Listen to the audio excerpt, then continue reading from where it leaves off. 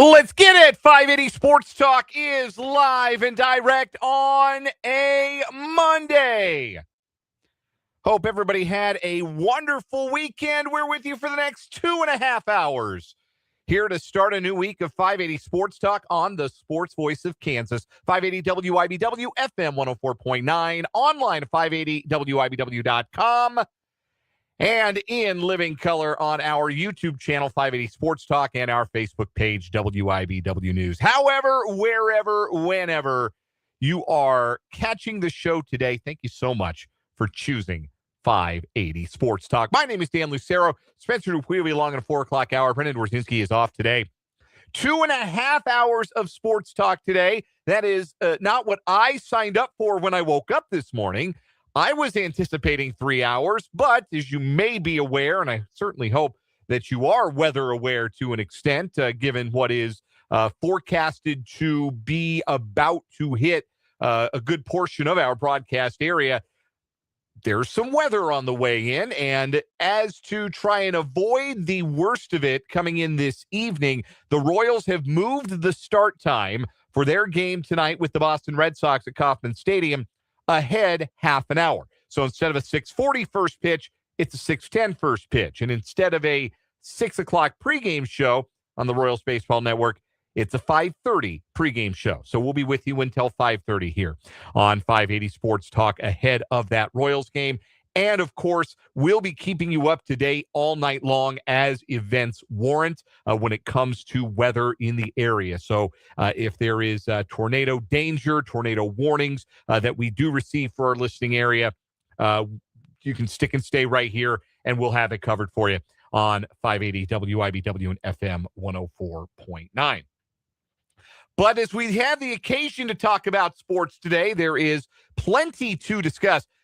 None of it real good for the Kansas City Royals right now, though they did win yesterday to salvage one game in their 3-game series with the St. Louis Cardinals and one game on their 6-game Midwestern swing. The Royals return to Kauffman Stadium, a wounded bunch, and not getting any healthier as news broke earlier today that Kris Bubic is headed to the injured list to miss some time. Bubic himself telling Ann Rodgers of MLB.com that he's optimistic it'll be a short IL stint, but the last thing the Royals could afford right now was another injury to their starting pitching, because starting pitching rebounded in an encouraging way over the weekend. They'd had a stretch where they had only had one quality start in 8 games. Well, they got 3 quality starts over the weekend. Problem was, they could only win one of them. And that's kind of how it's going for the Royals right now. Not everything firing on all cylinders, to say the least. And even in victory on Sunday, there managed to be frustration before the game even began, because Jac Caglianone's name was not on the lineup card against a right-handed pitcher. And let's just say Matt Quatraro's explanation didn't hold a lot of water. So we're going to discuss that a little bit and also take a big picture look. It's obvious that the Royals and their manager, Matt Quatraro, are really wedded to the idea of platoons. That is to say, playing a left-handed batter against a right-handed pitcher and a right-handed batter against a left-handed pitcher. But is it working? It's a complicated answer. If there were black and white, it wouldn't be a very good radio segment. But we'll talk about it and talk about the one platoon that, frankly, the Royals actually ought to be exploring, and it doesn't involve Jac Caglianone at all. We'll get into that. Plenty of baseball to get to on this program today. Also going to talk a little football. Our NFL insider, Matt Verderame, will join us at the bottom of this 3 o'clock hour. Matt Verderame of Sports Illustrated and SI.com joins us every Monday on the program. We'll get his thoughts on what the Chiefs' schedule looks like. That, of course, was released on Thursday night. We'll also get Matt's thoughts on which teams maybe have a brighter outlook for 2026 based on how their schedule shook out, and which teams maybe the NFL had it out for when they designed their schedule. We'll also talk, there was an interesting little thought experiment I thought over at ESPN.com today. Matt Bowen listing 14 prominent players that remain free agents in the NFL and assigning them a best fit. And one of those players is a name that we brought up a handful of times this offseason. New Orleans Saints edge rusher Cam Jordan. Bowen suggests that Jordan's best fit is to stay right where he's at and remain a Saint for a 16th season. If that were to happen, is it really Cam Jordan or bust for the Chiefs? Because everybody in the world knows they need an edge. They probably, you could argue, need an edge more than they need a wide receiver. Probably they need both. But I would argue that they need another proven quarterback disruptor at edge more than they need anything else before training camp opens. Is it Cam Jordan or bust, or are there some other options that could be appealing for the Chiefs? We'll discuss that a little bit later on in the show. And just because it's a shortened show today doesn't mean we won't have plenty of time for our typical Monday shenanigans. We've got 580 Sports Talk headlines, including the Winner's Circle, which includes a KU Baseball Conference Championship, something I'm guessing most of you weren't alive the last time one of those was captured by the Jayhawks on the diamond. Though, those of you who were born in 1949 or earlier and are listening today, hi, hello, and welcome. Thanks for being here. We appreciate our listeners of all ages. I'm just saying, it's math, right? It's the odds. Anyhow, that happened over the weekend. We'll get there. We'll get to everything else that went on this weekend, all the headlines, including a playoff roundup. We'll start a new week of What Is Wrong With You. We got good, bad, ugly from the week that was. That's all coming up today here on the show. You can also interact on the program today via our text line. It is wide open. 785-272-9429 is the number. 785-272-9429. You can also hop in the live chat on our YouTube channel. 580 Sports Talk is the name of the channel, folks. We are 32 subscribers shy of the magical 1,000 mark. We know more and more of you are finding the YouTube channel. We can see the numbers under the hood. The random September episode from last year that's gone over 1,000 views on our YouTube channel. Do we know why? Not exactly. Are we really asking? No. We're just glad you're finding the show one way or another. And if you found us on YouTube but you haven't subscribed to the YouTube channel, why don't you go ahead and do that? I'd love to get 2 more subscribers today to get to a round number, 970. That'd be a good one to end the day on. 2 of you out there, I know, haven't subscribed to our YouTube, but you should. Again, 580 Sports Talk on YouTube. And if you're watching the program on our YouTube stream, why don't you hop in the live chat while we're live today from 3 to 5:30 p.m. Central. Say hello. Interact with your fellow listeners. Grow the 580 Sports Talk community and interact with your hosts as well. Who we got in the chat today? I see Christopher in the chat today. Mark H. is in. Paul is in. I see Vance as well. Good to see you, gentlemen. I see Richard also joining the chat as well. Some good comments already. Looking forward to getting into some of those as we go along. Your voice matters. Your voice counts. We want to hear from you on 580 Sports Talk. All right. Royals 2, Cardinals 0 yesterday. That was a welcome sight, a sight for sore eyes to see the Royals shaking hands at the end of the game. It's a sign of where the Royals are right now, just how down bad they have gotten over the last week, that they needed their number 6 starter, effectively, Stephen Kolek, to be the stopper on Sunday. It is also, and I don't know if this is glass half full or not, but it is also a sign of why it feels like there should be more there for the Royals than their 20-27 record, why it is so frustrating that they're 20-27 and feels like they're capable of more than that their number 6 starter was capable of playing the stopper against a solid St. Louis lineup. Stephen Kolek did Stephen Kolek stuff yesterday, which is to say he got a lot of ground balls, 13 of them to be precise, a new career high for Kolek. He worked into the 7th. Daniel Lynch, the 4th, and Lucas Erceg combined to record the game's final 8 outs, and the Royals could get on a happy flight. I suppose it was a flight. I don't think they make a big leaguer's bus, even if it's just from one city in Missouri to the next. A happy flight, a happy return trip to Kauffman Stadium. And no rest for the weary again, a 3-game series tonight opening against another American League underachiever, the Boston Red Sox.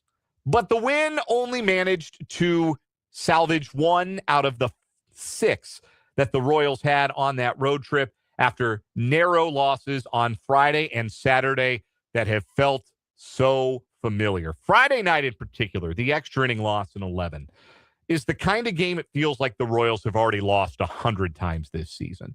The 10th inning in particular felt painfully familiar. After Bobby Witt Jr. drove in the ghost runner to give the Royals a lead, you feel so good you get that leadoff double, right? Leadoff double and extras. Oh, man, we're piling on. We basically just replaced the free runner and cashed it in. Let's get that extra runner in. Let's get that one-run advantage. Let's make that other team, if you're the visiting team, have to score more than one to tie or win the game. And the middle of the order is coming up. Most fans say that phrase like that. Royals fans this year, it sounds more like, oh, the middle of the order's coming up. That's kind of what it's been for Vinny Pasquantino and Salvador Perez all season long, and they were, in particular on Friday night, terrible in the 10th inning. Awful at bats from Pasquantino and Perez with Bobby Witt Jr. in scoring position. He doesn't come around to score. The Cardinals tie it on the first pitch of the bottom of the 10th. And then they go on to win it in the 11th because they got their bunt down and the Royals couldn't. And sometimes it's just that simple. Offensive execution. Not there often enough for the Royals. It was there for the Cardinals, and that's why they won the ballgame. On Saturday, Royals lost that game by 2 runs, so at the very least, it did not add to their long stretch of 1-run losses in this recent fallow spell. They're now 4-9 on the year in 1-run games. Saturday, they didn't lose by a run. They lost by 2, and they lost by 2 because Jac Caglianone hit a tank in the 9th inning to make it 4-2. Hold that thought. But it was another frustrating game. The opportunities offensively were few and far between, and the Royals couldn't cash them in when they got them. Michael Garcia, who had a very rough weekend with runners on base, and he's had a good year. I went and looked at the numbers. Garcia's hitting 270 with runners in scoring position. He's hardly a guy you point a finger at and say, oh, he's underachieving. He's having a fine year. Has been in a rough spell at the plate of late, but runners in scoring position, Garcia's been fairly reliable. Not a lot of big hits, not a lot of damage, but he's hitting 270 with runners in scoring position. But he had 3 big runner in scoring position at bats on Friday and Saturday. He grounded into that double play in the 9th inning on Friday. He had the weak ground out with a runner in scoring position on Friday in the 11th inning. And then he had a bases loaded ground out early that could have gotten the Royals off to a hot start on Saturday. And then he and Bobby Witt Jr. both failed to get Kyle Isbell in from second with 1 out in a 2-run game in the 7th. Again, these are very familiar ways for the Royals to lose games. It feels like every game they lose is exactly the same. Sunday they won. That should feel good. Salvador Perez hit a home run, drove in both runs, capped off a nice week for the captain, and goodness knows he needed one. Should feel good. Unreservedly good Sunday for the Royals. Except for the small matter of Jac Caglianone not being in the lineup. It was a frustrating day for Royals fans before the team even took the field because Cags was sitting out against right-hander Andre Palante. And look, even if we're frustrated by it, we're almost numb to it at this point, right? I'm getting a little numb to the idea that Matt Quatraro is just not going to play Jac Caglianone against a left-handed starting pitcher. It's not real smart as far as I'm concerned. But it kind of at this point is what it is. It's what you expect, right? Like at this point, it's a little like when there's rain in the forecast and you get rain, being mad at the rain. Well, it was supposed to happen and it did. That's what it feels like reacting to Caglianone not being in the lineup against left-handers. It's indefensible, but if you're going to burn yourself up getting mad about that all season long, you're going to be in a tough space by the All-Star break. At least that's how it feels right now. But Andre Palante throws right-handed. And the Royals sat Caglianone on Sunday. And Matt Quatraro was asked about it pregame, to the credit of the press corps, because I do think that at times, and this is not to be critical of one member of the press, and I don't think this is unique to the people who cover the Royals every day. I think this is probably just kind of how it goes, particularly in less pressure-packed media markets, let's say. I think you get a lot of soft pedaling of questions sometimes. And I do think we haven't gotten a full accounting for why Jac Caglianone can't start against a lefty, why that's an auto bench. And I would like to hear that more fleshed out by Matt Quatraro, because maybe there's something there, like I've said before, there could be something there we're not privy to. There could be something there that they want to work on something. Are obviously really, really devoted to the idea of platooning this year. And like I said earlier, we're going to talk a little bit more about that in the 4 o'clock hour and look at whether that's working or not. But not starting Kaz against a righty the day after he goes 2 for 4 with a titanic home run, that smelled fishy. And so he was asked about it. And he brought up Andre Palante's reverse platoon splits, or he either brought them up or the questioner brought it up. Palante's been better against lefties than he has against righties. That's what that means. Reverse platoon splits. I've explained it before, but in case you missed the explainer, that's what that means. A lefty who's better against righties or a righty who's better against lefties as a pitcher would be said to have reverse platoon splits. And Palante does. But the quote that got out there from Quatraro, from Jalen Thompson, who's the beat writer for the Royals for the Kansas City Star, was, quote, yeah, that's something to do with it. We're in a run of 4 righties as well, and trying to keep everybody involved, end quote. That got my attention. Trying to keep everybody involved? I'm sorry? Is this T-ball? Is this Little League? Are there bylaws that say you got to put everybody in the field for a defensive inning and give everyone an at-bat? Otherwise, you have to forfeit? Trying to keep everybody involved. Are you managing a Little League team, or are you on a 6-game losing streak and 5.5 games back of first place in the major freaking leagues, Q? Reverse splits? You want to talk about his reverse? Andre Palante's got reverse splits? Why is Michael Massey in the lineup?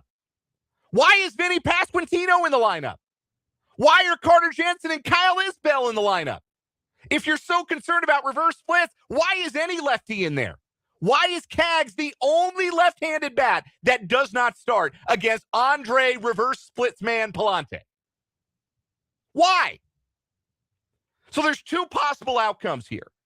Either Quatraro is lying. He is lying and trying to protect his player from something. I don't know what. Honestly, I almost hope that's the outcome, because the other outcome is he is mishandling a first-round pick and a top prospect to a degree that is borderline fireable. This was the number 6 pick in the Major League Baseball draft. Got himself a mighty fine signing bonus. Raced through the minor leagues. The Royals tried to do everything they could not to bring him to the major leagues last year for the sake of his development, until they had no choice because nobody on the team could hit in 2025. And they raced him to the big leagues, and probably in the process of doing so, hurt his development by putting the kind of pressure on him to produce that they expressly said they did not want to put on him before they ended up having to bring him up, before their hands were tied. And it was more about the season getting away from them at the big league level and less about, well, we got to develop our guy. Is that what's happening again? That the Royals have become so wedded to this idea of, we got to get Starling Marte in the lineup under any circumstances against a left-handed arm, that they're willing for a second straight year to sacrifice development of a guy you drafted to be a franchise player. You didn't take a guy in the top 10 and hope he'd be the long end of a platoon.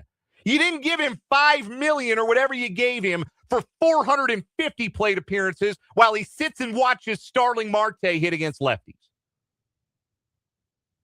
So either they're screwing up his development for a second straight year for the sake of, I don't know, if it's for the sake of winning games, how's that going?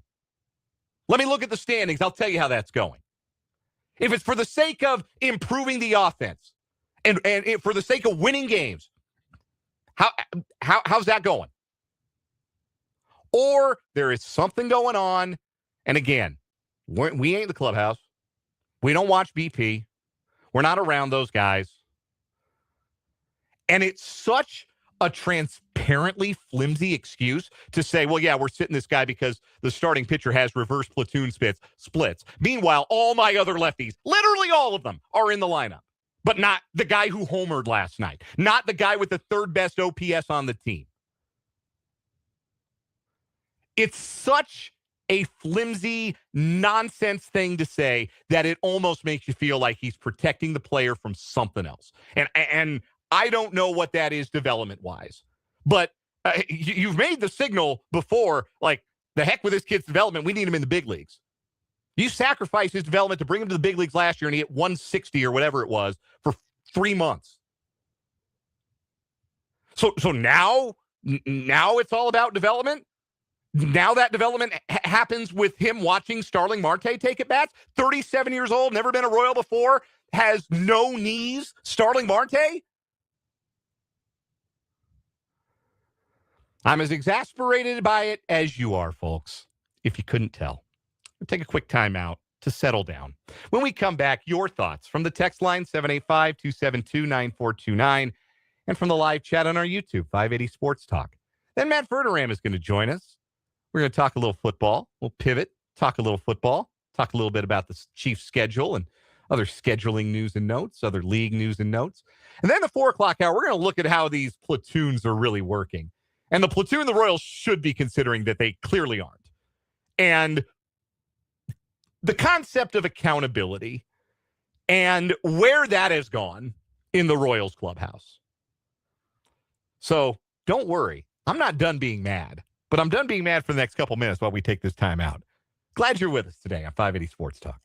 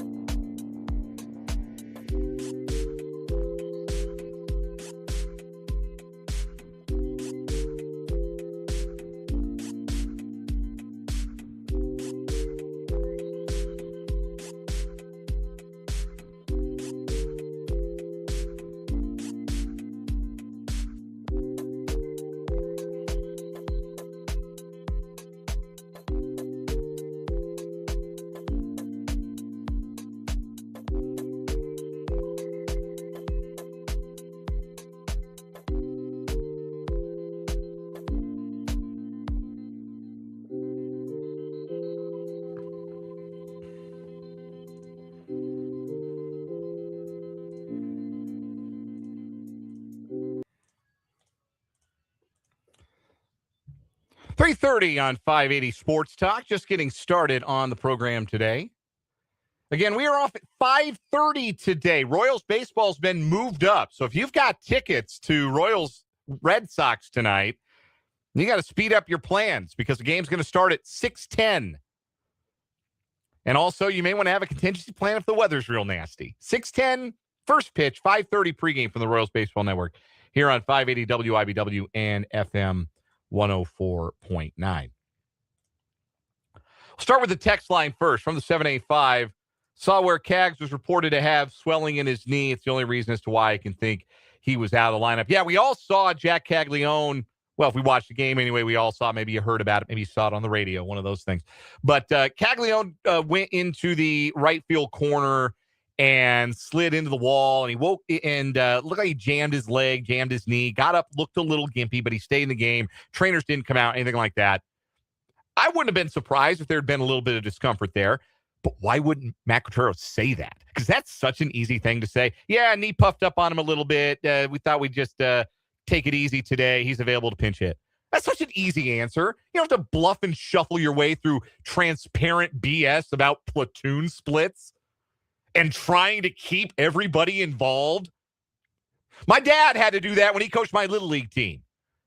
He had to play little Stevie, who couldn't put his helmet on straight, in right field for an inning at a time. We didn't. That's a made-up name. There was not a little Stevie. But you guys get the point I'm making here. Instead of making a ridiculous excuse, you could just say, if it was swelling in the knee, if it was puffy, if he was uncomfortable, just say, yeah, he's a little uncomfortable. He's a little tender. He took that knock last night, so we'll keep him off of it today. He's available to pinch hit. He should be back out there tomorrow. Not a big deal. One of those. That's fine. Nobody's mad. When we're bummed out not to get to see the kid, but nobody's upset. Instead, the way you answer it invites further questions, and they're not about Caglianone, they're about you. So why would that be your answer? I just don't understand that. I don't understand that. More thoughts from the live chat on our YouTube channel, 580 Sports Talk. Paul makes the same point I did. Why are the Royals insisting on protecting Caglianone? They weren't worried about protecting him last year when they NASCAR'd him to the big league roster to help a mediocre offense. Yeah, either he's the guy or he's not. Because he wasn't an auto bench against a lefty last year. Although, granted, the Royals did not have the indispensable presence of Starling Marte on the roster. Paul also adds, opting for your fourth outfielder over your sixth overall pick, who's actually shown ability to hit the ball, is a wild strategy. Lane Thomas actually kind of ends up catching strays here.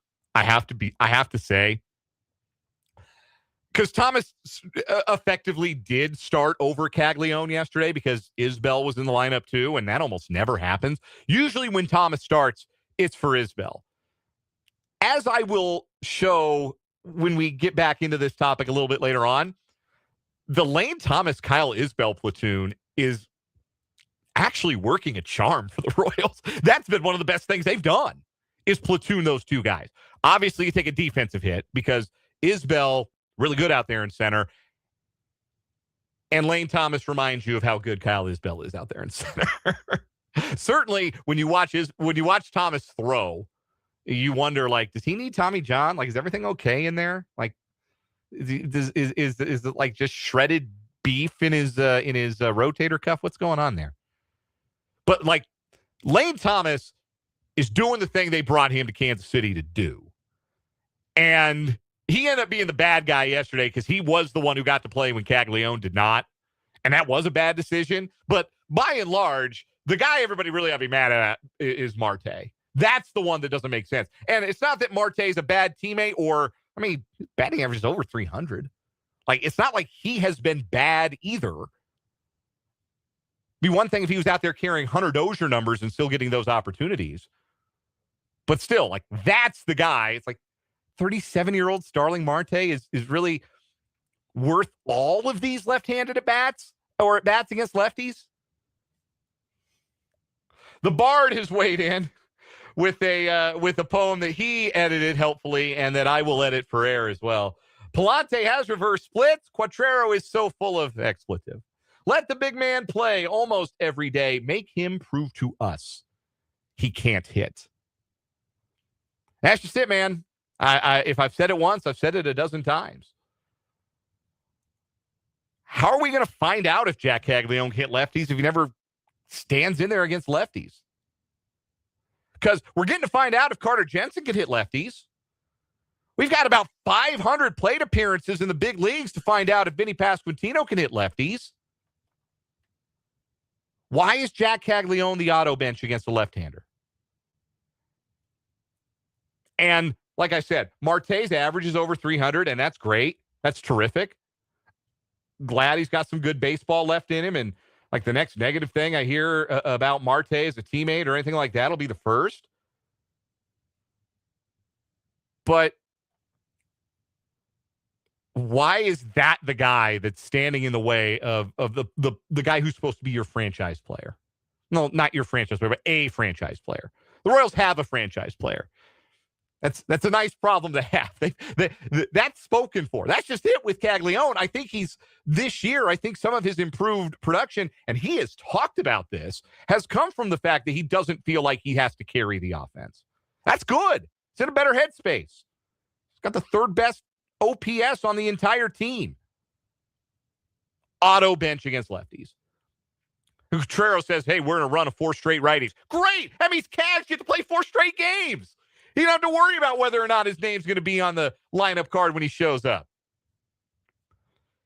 I don't know. There's unless there's something that they're keeping from us regarding Caglianone's development. And we are not required. We don't get to know everything. We'd like to know everything. We don't get to know everything.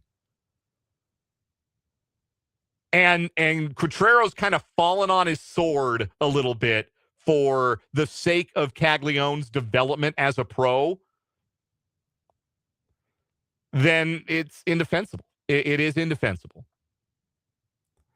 And the Royals were 24-23.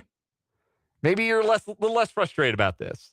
Maybe it would feel worse that the third best hitter on the team doesn't play every day. We'll take a break. We'll come back with Matt Verderame and talk some NFL football with our NFL insider on 580 Sports Talk.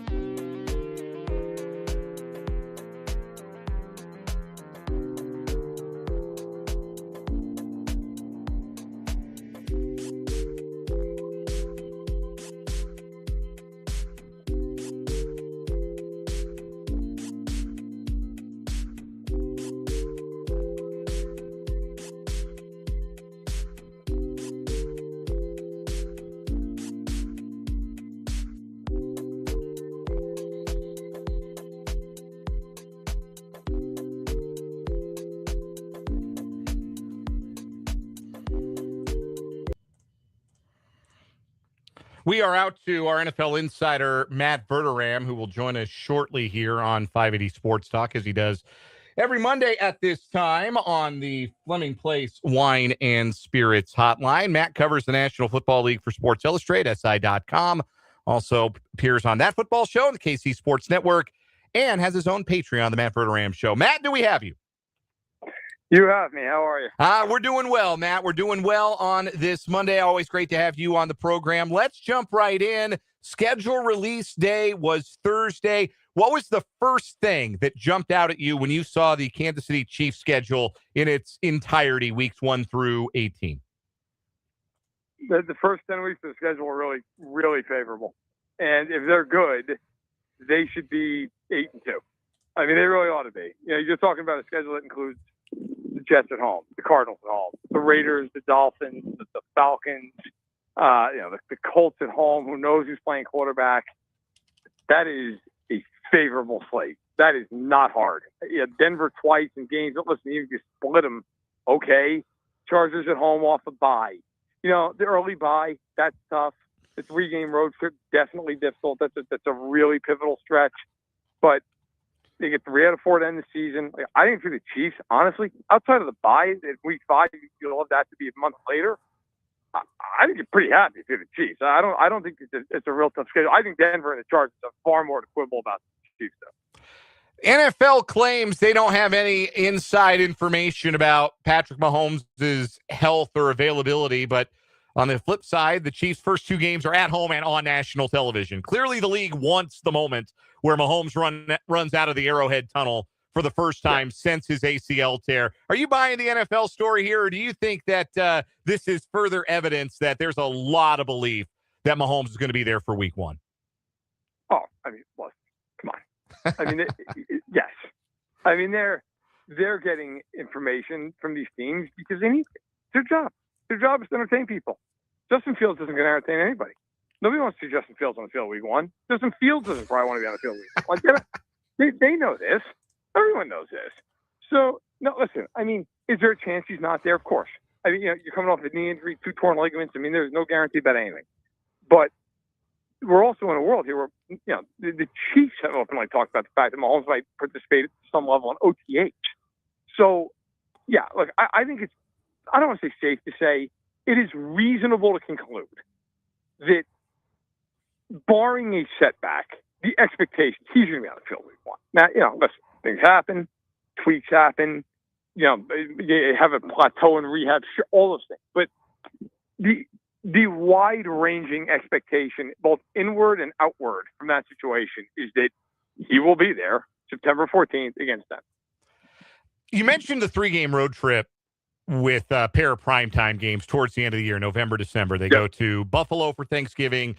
They've got Thursday Night Football at the Rams. Then they've got another trip to Cincinnati. And obviously, 3-game road trips are pretty rare in the NFL. I think the Chiefs are one of only 4 teams to have a 3-game road trip at any point this season. And those are 3 teams that fancy themselves playoff contenders on the low end, Super Bowl contenders on the high end. That being said, the way it got scheduled out with a pretty gentle home game before the trip to Buffalo, a full week before going out to the Rams, and then the mini bye before that trip out to Cincinnati, I almost feel like that shook out as well as it possibly could have for a 3-game road trip against such stiff competition. Yeah, I would agree. Look, the mini bye is underrated there because you got a week and a half you got to go to Cincinnati, and that's a short trip. That is not a long flight from Kansas City. I mean, we're talking maybe just over an hour. That is not a big flight. Look, I think the thing, truthfully, too, is you got to look at it this way. Everybody's known for, 6 months, how the teams that the Chiefs are going to play this year. They knew where they were going to play. They just didn't know when. And I would almost argue, look, nobody wants a 3-game road trip. That is a gauntlet, especially against good teams. But because those games are grouped together, the rest of their schedule, you look at it, like, okay, sure. I don't know. I mean, other than that, if you look at all the early lines, they're crazy. I mean, things are going to wildly change. They only are underdogs in 3 of the games all year. And I think they're like a 1.5 dog at Denver, which is basically a pick 'em. I think they're a 1.5 dog at the Chargers, and they're a 3-point dog at Seattle. I mean, it's not like this. And then, by the way, the biggest dog there all year is 3.5 at LA. So it's not like it's 7 points. The reality is you're going to play all these teams anyway. And I'd almost argue if you're the Chiefs, listen, the biggest stretch of games for them are their first 5 games. You have 2 home divisional games. One is off of a summer's worth of preparation. The other one is off a bye and you're at home. And then you have the 3 other games, so the Colts at home, the Dolphins, and the Raiders. Like, if you're the Chiefs, you are looking at that slate thinking, we need to be 5-0. And look, they ought to be. They're favored in all those games. They should be. Like, realistically, look, Denver's not easy, but you have all summer to get ready. You're home. You have a bye for the Chargers game. Like, you should win those games. And if you do, then that 3-game road trip, you might get to that point in the season and go, yeah, look, we just got to win one of them. And, okay, fine. They should win one of them, if not more. So I think for the Chiefs, yeah, it's a tough trip, but it makes the rest of the slate a lot easier.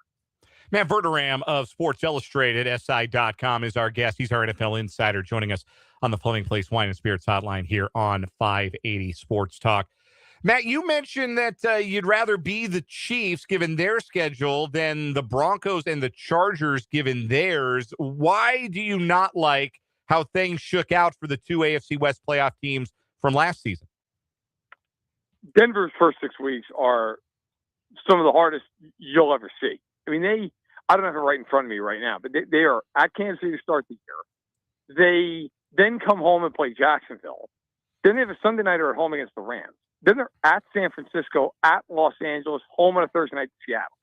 I mean, they could play well and be 2-4 easily. Now, granted, their schedule gets much easier after that, but even still, they still have to play the Chiefs again, week 8. I mean, it's a tough schedule. They've got Buffalo on Christmas. They've got New England next to last week of the year on the road.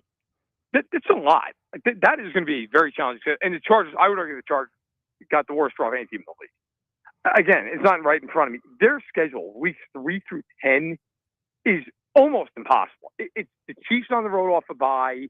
The Rams are in there. The Seahawks, I believe, are in there in that stretch. The Niners are, the Ravens, the Texans, the Bills.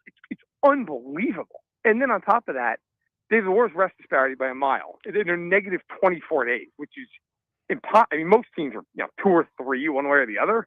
I do not think the Chargers are going to make playoffs this year. I didn't think it before the schedule, and I saw the schedule come out.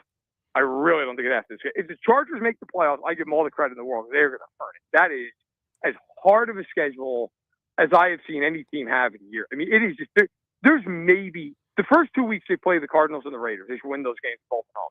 After that, the last 15 games of schedule, there are 3 games you look at on their schedule and think, oh, they should definitely win. They get the Raiders again, the Dolphins, and there's one other team I can't remember. I think it's the Jets. Other than that, every single game they're either going to be decided underdogs or it's a coin flip. It is really rough. Flip side of that question, Matt, is there anybody whose schedule you saw revealed and thought that actually shakes out nicer for them to the point where I now think maybe a little bit more highly of their chances to contend? Well, it's not so much that you didn't know this because you knew, again, the opponents going in, but the AFC North is getting 2 South divisions. And that is always easier, historically speaking, than a lot of these other teams. So, Baltimore, Pittsburgh, Cincinnati. I think Cincinnati has a really favorable slate. I mean, other than Kansas City, their last 2 months play no. I mean, they really don't. They really should get hot and win quite a few games as long as Burrow's healthy. I thought, Baltimore and Pittsburgh, they play each other 2 times, I believe, in the last 4 weeks. So that's really interesting. But their schedules are not particularly difficult. I think, there's always a division every year where you sit there and go, hey, 3 teams might get in. If there's a division in the AFC that's true, and I don't know that there will be, but if it is, I think it probably comes from that division just based on the fact that, look, you draw the NFC South. I mean, that should be at least 3 wins if you're good, maybe even 4. And the AFC South, not easy, but certainly of the 4 divisions in the AFC, one that you'd probably look at and say, yeah, we don't mind playing that division. A couple more questions for our NFL insider on 580 Sports Talk, Matt Verderame of Sports Illustrated and SI.com. Speaking of the AFC North, the Steelers and Aaron Rodgers made their reunion official over the weekend. 1 year, $25 million. It was only ever going to be this for Rodgers and the Steelers. They did go to the playoffs last year, but the offense wasn't very good, and Rodgers is going to be 43 this year. What are any signs that you could look at and say, this can be at least the same, if not maybe better for Pittsburgh offensively in year 2 with Rodgers? Or are they just doomed to kind of be a downhill pointing team with a quarterback who, again, is 43 years old? I mean, they're the same team. And the same it is, really. I love what they did this offseason. They brought in Jaquan Brisker. They brought in Jamel Dean. They traded for Michael Pittman Jr. I think it's excellent. They brought in Kenneth Gainwell. I really genuinely love their offseason. And then you look at the quarterback, and you're like, yeah, it's not going to matter. It's just not. I've watched on football in my life. Yes, you can occasionally do the once in a decade deal where you win a Super Bowl with some guy at quarterback, the 14th best quarterback in the league. The problem is Rodgers doesn't throw the ball on the field anymore. Last year, he had the fewest air yards per attempt of any quarterback in the league. He doesn't throw the football. He refuses to throw the ball anywhere down the field. And so when you play like that, it's impossible to be a high-scoring offense. It's you just look. We've seen this for the Chiefs the last couple of years. It's just all these dink and dunk, and you're constantly in 3rd and 3 and 3rd and 4. And yeah, you're going to convert 3rd and 3 more than you can convert 3rd and 10. But like when you have 8 of them every drive, it becomes extremely difficult to do that. Look, I think the Steelers can win the division. I think they're right in that mix. I'm not a huge Baltimore guy here. I think Baltimore, Cincinnati, I think they're all in that 10-win range. You know, it could be 8 wins. Like, but you know, one of them will be on the low end, one will be on the high end. Pittsburgh's there, but if you said to me, look, Kansas City's back to what they were a few years ago, and Buffalo is Buffalo, and Jacksonville continues to improve with Liam Cohen, and Houston's defense is what it was a year ago, or even 90% of it. Like, Pittsburgh's not beating any of those teams in the playoff game. They're just not. Like, they don't have the firepower, and that's the thing. Like, they can threaten you because the roster's good, but when you've got a quarterback who throws 3-yard outs every day, it's just you're just capped to what you can be. Lastly, Matt, we've seen a couple of running backs get paid in the last week. Breece Hall got a 3-year deal from the New York Jets, so he won't play on the franchise tag. Devin Achane got a 4-year contract extension from the Dolphins. Do the terms of those deals make you feel better about the Chiefs' agreement with Kenneth Walker? Because he's making less annual value than both of those guys, but he's a Super Bowl MVP, and those other 2 guys don't have that big game experience. Yeah.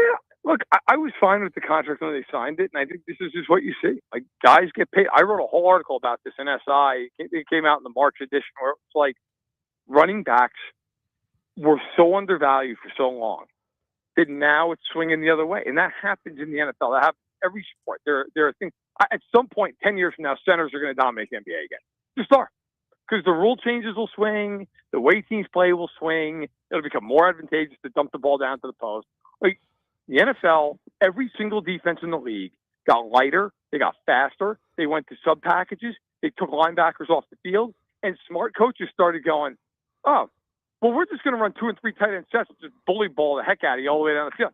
And that's what happened. The Rams last year with McVay ran 3 tight end personnel 30% of the time. Like, they just got in it and were like, go ahead, stop us. And teams can't do it. So now all of a sudden you're seeing this resurgence of the run game. I don't mind Chief paid Walker in the first place, 3 and 43. But yeah, after watching Hall get paid, look, Achane's a better back. Hall's a different type of back, but I'd argue like not more accomplished than Walker is. So I think, yeah, in the end, if you're the Chiefs, yeah, those contracts prove you didn't overpay and maybe even got a little bit. Matt Verderame covers the National Football League for SI, Sports Illustrated, SI.com. Also appears on that football show on the KC Sports Network. Has his own Patreon that you can subscribe to, the Matt Verderame Show. And his New York Knicks are a playoff series win over serial choker James Harden away from the NBA Finals. So life is good for our NFL insider. Matt, it's always a pleasure. We'll do it again next week. Thanks a lot. Take care. That is Matt Verderame. We'll step aside for a break, come back with the good, the bad, and the ugly from the weekend that was on 580 Sports Talk.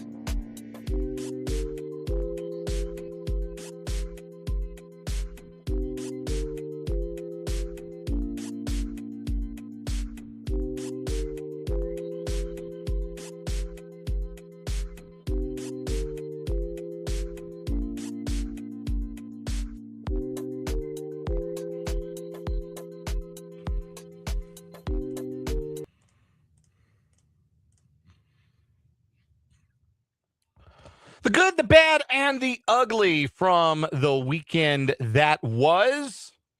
To wrap up this first hour, 580 Sports Talk, I got a couple of good. Salvador Perez homering yesterday and doing it to the pull side was nice to see. That looked like the Salvador Perez of old. Went 7 for 26 with a pair of dingers on the road trip. Hopefully that's a sign the big man's starting to get his bat warm. Also, we'll get to this more in headlines in the 5 o'clock hour. Aaron Rai winning the PGA Championship over the weekend. You talk about a great story, a working class hero triumphing in a sport that over the last 4 years has become so much about disgusting amounts of money, and that is populated with guys who grew up with a lot, grew up wealthy. Aaron Rai did not grow up wealthy. Son of immigrant parents in England, who still puts iron covers on his irons because he got a nice set when he was a kid, and he didn't take it for granted that they were so nice that he put iron covers on them, and it always has done it as a reminder to not take things for granted. Well, 31-year-old is a major champion now, and I think that's a great story. My bad from the weekend that was, Chris Bubic is hurt. It's an elbow soreness. Bubic is optimistic, but you never like to hear elbow soreness connected with a pitcher who's already had Tommy John surgery, and certainly the Royals at 20 and 27 really could not afford to have another pitcher hit the injured list. They're going to go bullpen day in his stead. And I don't really have an ugly from the weekend. It was a really good weekend, so I'm going to skip ugly. I'm in a good mood. When we come back, are the Royals platoons working? Plus, is it Cam Jordan or bust for the Royals or for the Chiefs at edge rusher? 25 cents for the jar. And what is wrong with you on 580 Sports Talk?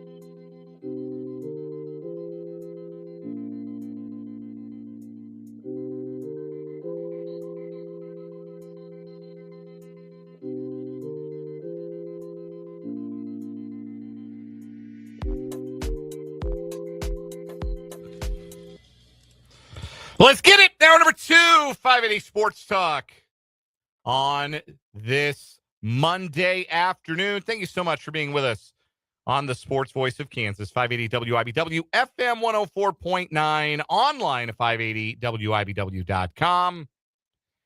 And on our streaming video channels, you can find us on YouTube every day, 580 Sports Talk. You can find us on Facebook every day, WIBW News. Dan Lucero, Spencer Dupuis with you until 5:30 tonight. Taking an early powder for Royals baseball. That was unexpected, but the Royals have moved their game time tonight up to try and beat the incoming inclement weather. So instead of a 6:40 first pitch, it's a 6:10 first pitch at the K tonight. So instead of a 6 o'clock pregame, it's a 5:30 pregame. So we'll hand it off to the Royals Baseball Network at 5:30. So we've got another hour and a half to hang out together today. And again, glad you're here with us on 580 Sports Talk. The text line is open, 785-272-9429. You can also interact with us in our live chat on our YouTube channel. 580 Sports Talk is the name of the channel. Go check us out. Go subscribe if you have not already. And be a part of the program. The camera kind of ducked on you there, Spence. I saw it do that. Had to replace it, and I like where it is. That might even be too high up, but that's good for now. I'd rather it be too high and not dip than... Yeah, I went to move the monitor just a little bit, and the cord was on. There you go. That'll do it. Hashtag wires. That'll do it. So anyway, you saw that. That was for our video viewers. That little bit of enjoyment there. Anyhow, join us on the YouTube live chat, 580 Sports Talk. Subscribe to the YouTube channel if you have yet to do so. We appreciate those of you who join us in the chat. 31 more subscribers, still 1,000. Yeah, we had a big week last week, so we're looking for one more to get to a round number today. I'm sure there's one more of you out there listening and get us to a nice round number of subscribers before the day's out. We're at 969. Nice. Let's get to 970 today. Do I hear 970? If you're not yet subscribed to the YouTube channel, go subscribe. Find us on YouTube. It's on your phone. Just type 580 Sports Talk into the YouTube app. Tap that little bell, that subscribe button. Doesn't cost you anything but a click. And then you get notified when we go live. You can comb through all of our archives. Easy way to access us.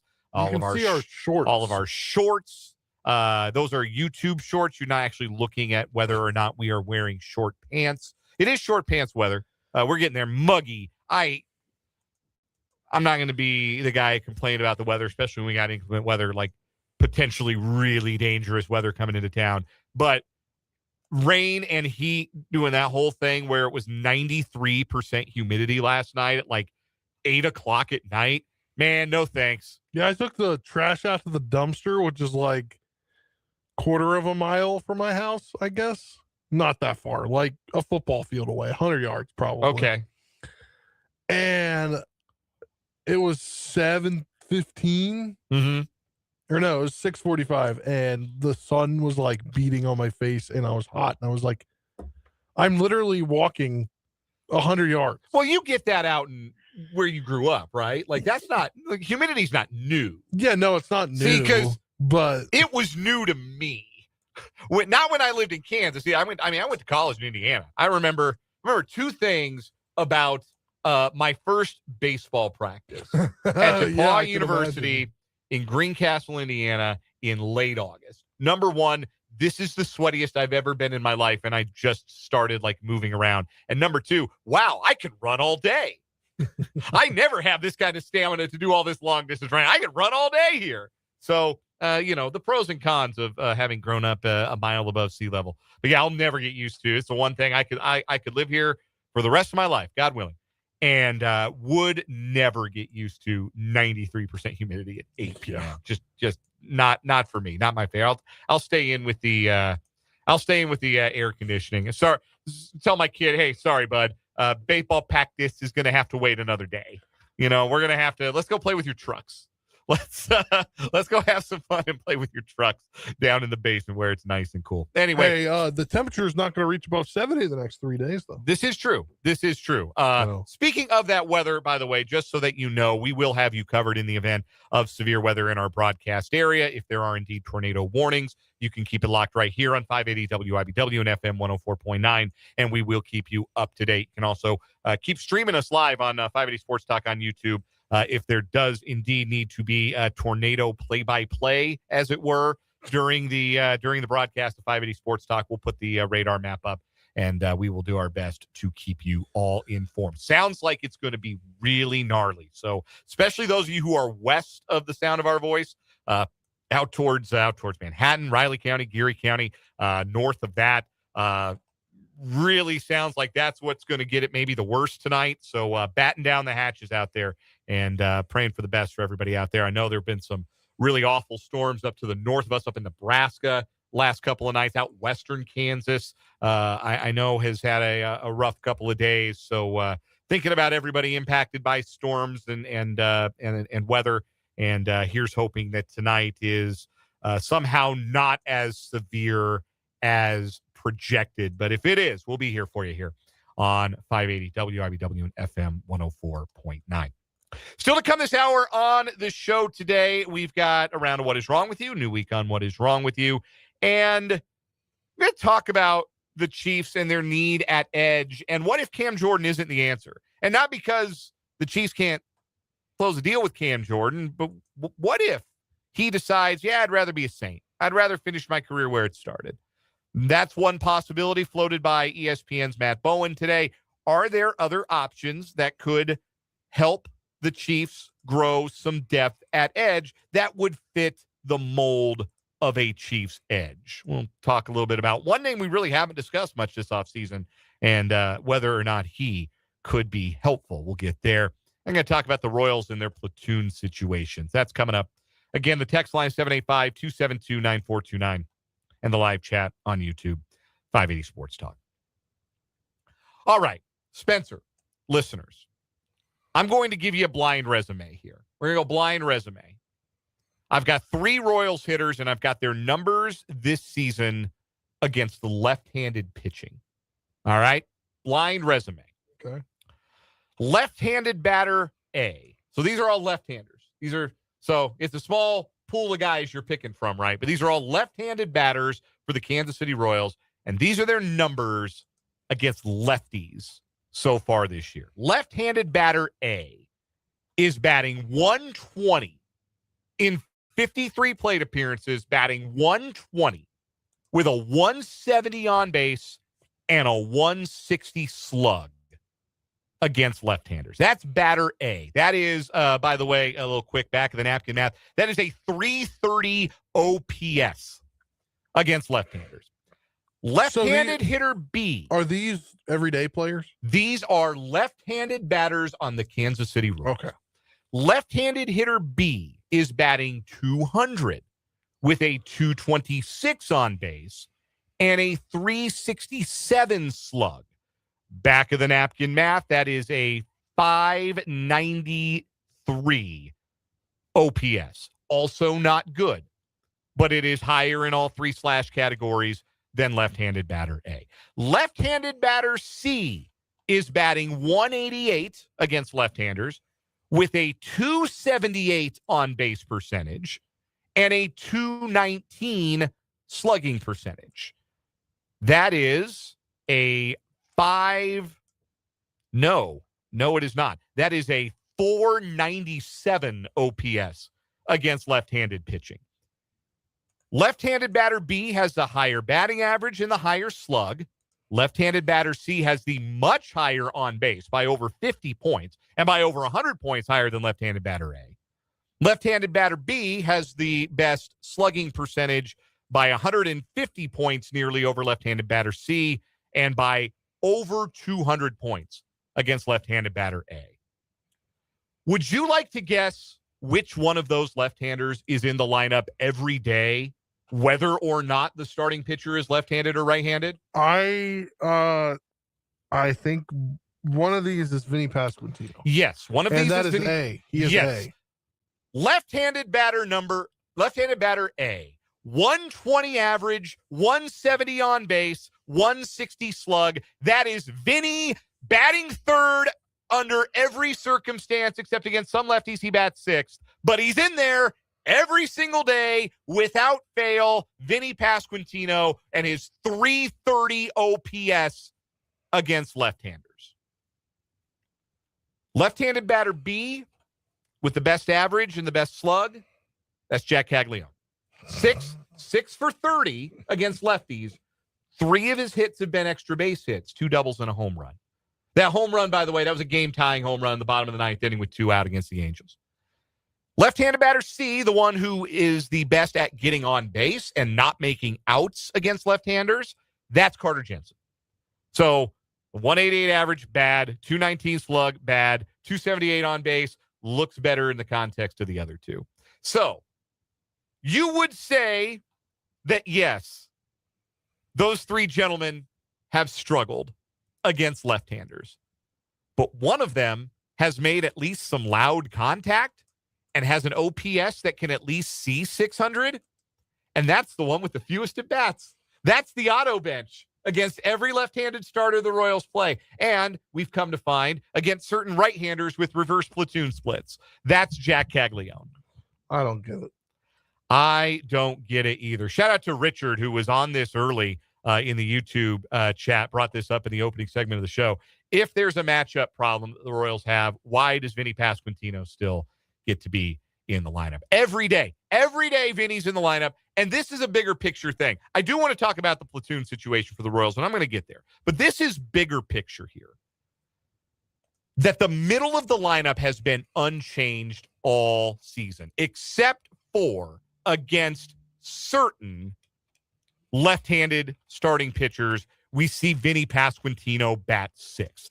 But it is Vinny 3rd, and it is Salvi 4th, and it is May 18th, and we are 47 games into the season, and Salvador Perez's OPS still starts with a 5, and Vinny Pasquantino's OPS is the second worst among everyday Royals players. Those are your 2 worst hitters, and they do not budge in the lineup. They do not budge. And Pasquantino with worse numbers. And look, it would be one thing if this were just a short-term trend, right? Because Vinny is also the guy who has the biggest career sample size against lefties, right? Like Cags has this year and last. And I threw out last year's numbers because he was not good last year against anybody. It didn't really matter if they were left-handed or right-handed.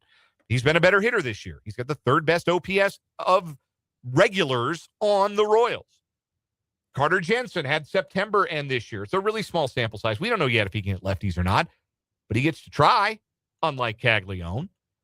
Vinny Pasquantino for his career. We are approaching 500 major league plate appearances for Vinny against Southpaws. He's at 476 career at-bats or career plate appearances against lefties. And Vinny's hitting 231 with a 357 slug. A 642 OPS. His OPS against right-handers is 170 points higher than it is against lefties. Vinny's in the lineup every day against. He's the only lefty who's in the lineup every day against left-handers.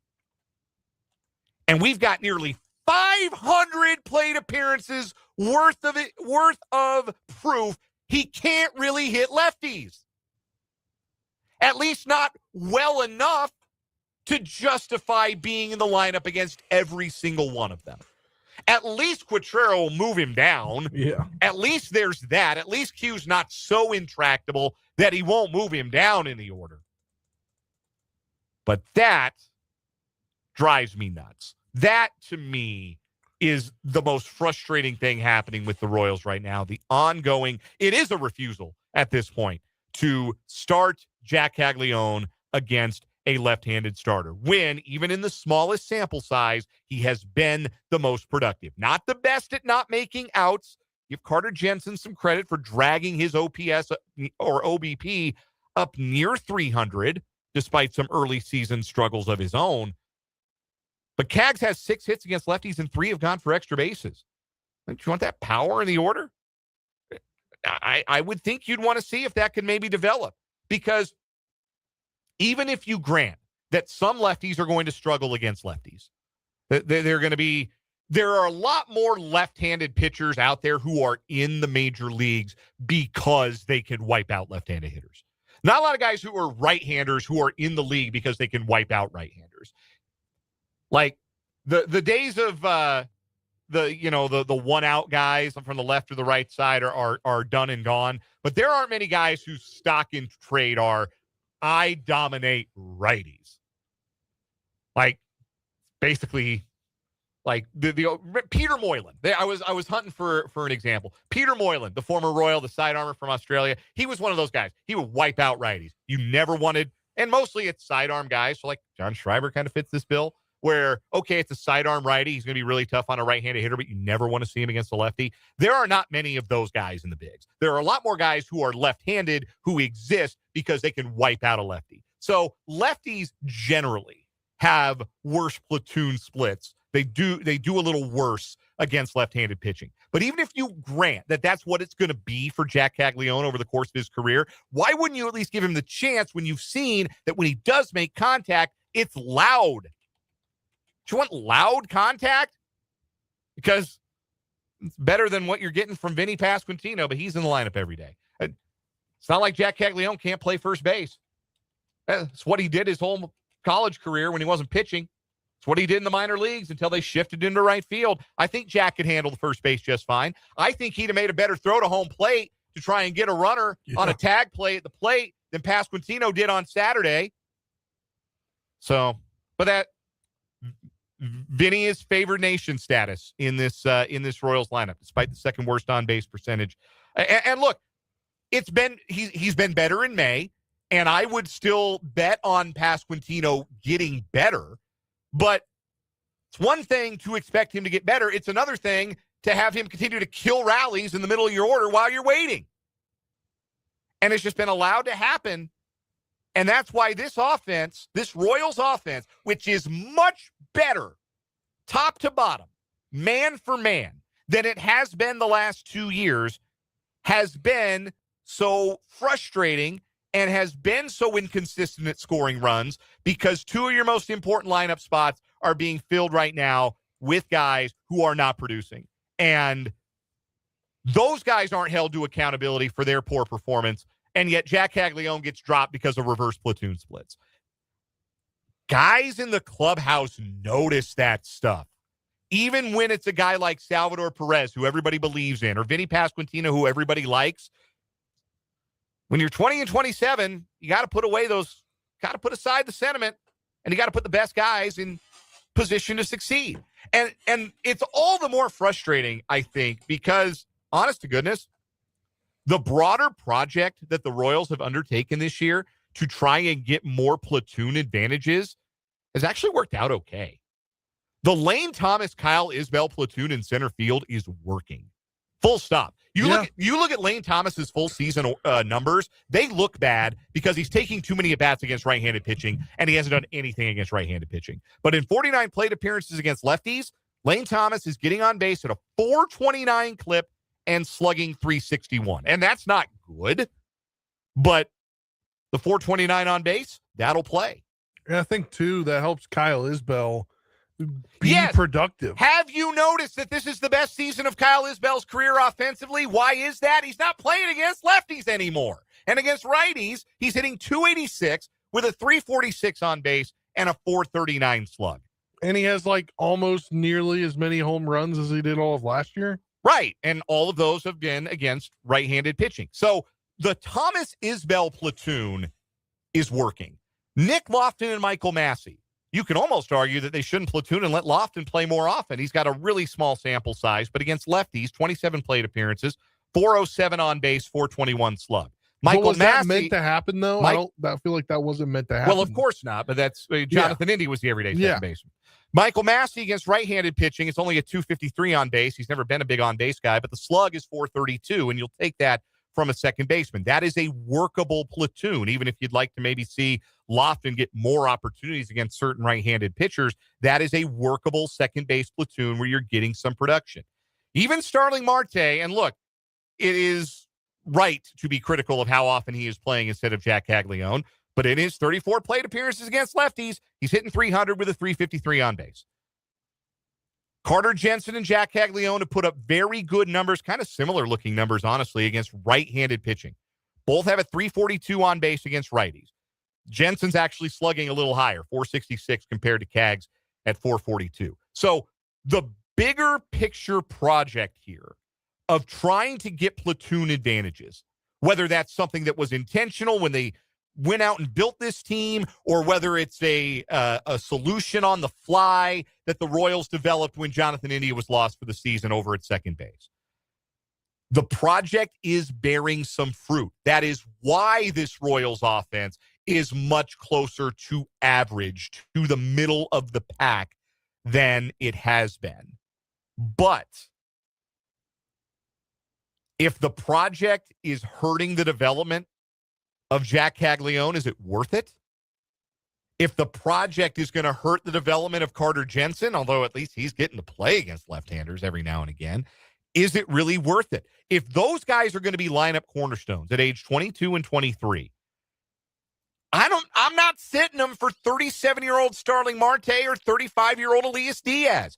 Here and there are chances where you've got to go and flip the switch. Like the Royals did it. Oh, man, mercy. Oh, first game of the series in Seattle. Remember that game, wild game in Seattle? They had the early lead. Reagans gave up a bunch of home runs. Lynch gave up the dinger to Julio. It was tied at 6. Then they pinch hit against, was it Spire? It was one of the lefties out of the Seattle bullpen. I think it was Gabe Spire, ex-Royal. Really good against lefties. And they pinch hit for Caglianone with a runner in scoring position and I think 2 out. And Lane Thomas came up with the hit that drove in the run and won the game. I think there are some spots where you do need to press that advantage. But if you're building the lineup every day without one of your best hitters, you're probably overthinking it. You're probably taking it too far. And even with his relative struggles against left-handers, Caglianone has been one of the Royals' best hitters. And he's got to be in there a lot more often. And maybe, just maybe, I don't know, get that first base club out of cobwebs and give Vinny an odd day off against the left-hander. Because he doesn't hit those guys worth a damn. Not this year. And really, we got 500 almost plate appearances worth of evidence that the Pasquatch doesn't do it against lefties. So what are we waiting for? You've decided based on, I'll get the number right here. I'm going to Cags' baseball reference page real quick. Pull up his career splits. Jac Caglianone in his big league career has faced a left-handed pitcher 98 times. So you've decided based on 98 at-bats. Oh, by the way, here's something fun. His career slugging percentage against lefties is still higher than it is against righties. But you've decided 98 plate appearances into his big league career against left-handed pitching that Jac Caglianone has to be an auto bench every time you play a lefty. But 476 plate appearances against left-handers isn't enough evidence that Vinny Pasquantino, I mean, at least they're moving him down, but maybe he doesn't need to be in there at all. He's not JT Snow over at first base bringing home a bunch of gold gloves. He's not giving you speed. I don't understand it. Cags play first too? Yes, I just said that. They got to get his first base club out of cobwebs. He came up as a first base. So, and Salvi could play there too. You have 2 other guys. Yes, you could put Sal over there, put Diaz behind the plate if you want to protect Jensen.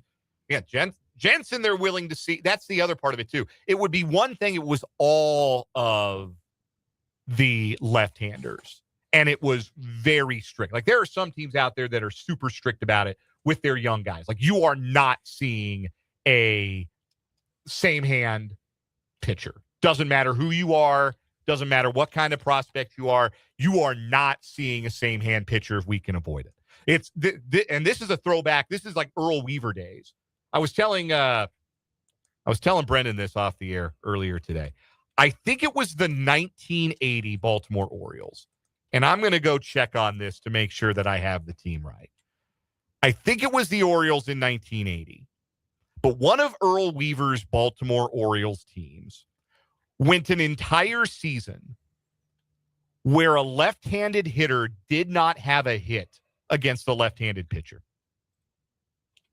Not one hit. Wow. Not one hit. It was not 1980. I'm trying to find what year it was. But it was a Weaver team. Wasn't the 83 team, because that wasn't an Earl Weaver team. Maybe it was a bit later on when he got the job back in the mid 80s. But yeah, left-hander didn't get a hit against left-hand pitcher all season long.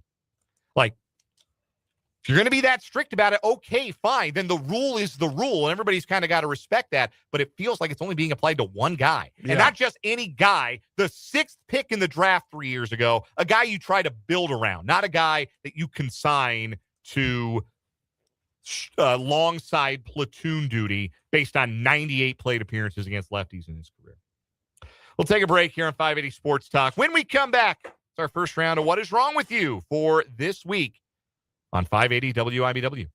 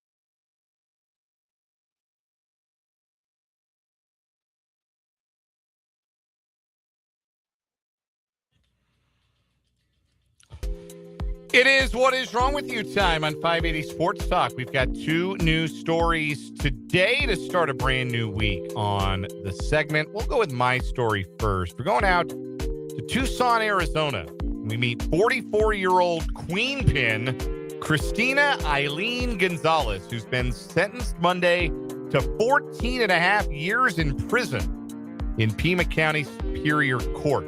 Prosecutors said that Gonzalez ran a criminal enterprise selling dangerous drugs, firearms, and landmines. What? So I've got a question. Landmines? That's my question. Landmines? Gonzalez ran a criminal enterprise selling cocaine, methamphetamine, a firearm, and Bouncing Betty landmines in August of 2025.